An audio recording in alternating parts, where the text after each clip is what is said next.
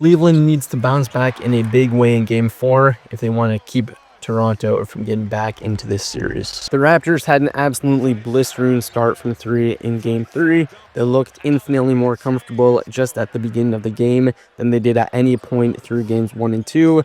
Playing at home really is that much of a difference maker for them. They are the only Canadian team in the league, and it's been like 5 years since Canada has seen playoff basketball, so the atmosphere is going to be popping the whole time. They have one of the best fan bases in the league. That is going to be a massive advantage for them anytime they play at home.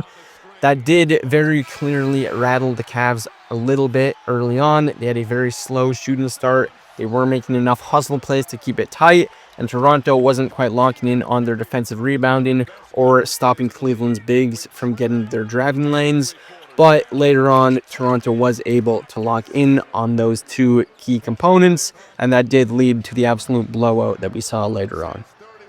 It did feel like the Raptors were in control of this game from the jump, even if the score didn't always reflect that. It was a tie game at halftime. Their inexperience in the playoffs was getting to them in that regard, was letting the Cavs back into the game, even after Toronto's very hot start and Cleveland's comparatively slow one. BI still hadn't found any rhythm through the first half, even was in some big foul trouble with 4 fouls. For as much as his shot has been off, Toronto doesn't want to be closing games without him, so that is something that they may need to keep an eye on moving forward in these next few games.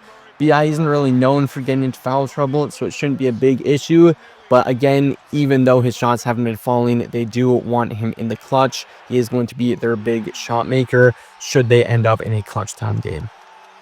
Both teams were kind of trading punches back and forth throughout the third and the very beginning of the fourth, but the Raptors did eventually completely explode in the fourth for what might be the single best quarter of basketball they've played all season. On both ends of the ball, Toronto was getting whatever they want. They ended the game just how they started it, very hot from 3, and in the fourth, it wasn't even just from deep. They were getting points wherever they went looking for them, and Cleveland had absolutely no answer. BI still never got going, but in this game, the Raptors did have other guys step up. Scottie Barnes and RJ Barrett both had uber efficient 33-point nights. CMB has been playing great all series, continued that trend again last night, devastating the Cavs on the offensive boards and pouring in another efficient 22.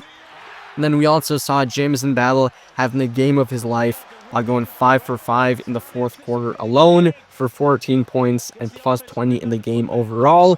It was an unusually quiet night for everyone on the Cavs. They really just could not match Toronto's energy tonight and were always going to be hard-pressed to come away with a win.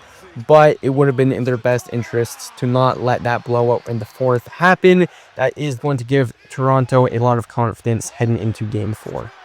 The Raptors looked like an entirely new team tonight. They could not be denied from anywhere on the court. Shot 60% from 3, 57% from the field at large. It is going to be interesting to see if they can carry any of that over into Game 4, and if they might now even be at a point where they've accepted that BI simply isn't going to be their number one option in this series. We could see a guy like Scottie or maybe even an RJ Barrett step up to fill that role again in Game 4. That may honestly even help open up BI's game if he doesn't have the pressure of being the number one option and the guy that has to get points for Toronto. They may be able to get some easier looks for him if we see the Cavs defense potentially sagging off should Scottie or RJ Barrett have a hot shooting night. So that is going to be an interesting thing to see heading into Game 4. But Toronto has a lot of momentum at this point. It is up to the Cavs now to rebound in Game 4. Not letting Toronto back into this series, going back to Cleveland 2-2 would not be an amazing position for the Cavs to be. Although Toronto did look amazing last night, I do think that was honestly just an off game for Cleveland. I don't think it's going to happen again. I still have Cavs in 5. As long as they win Game 4, they should have no issues ending it in 5. I'm not ruling out the possibility, though, of the Raptors getting both games at home, which could put a lot of pressure on the Cavs.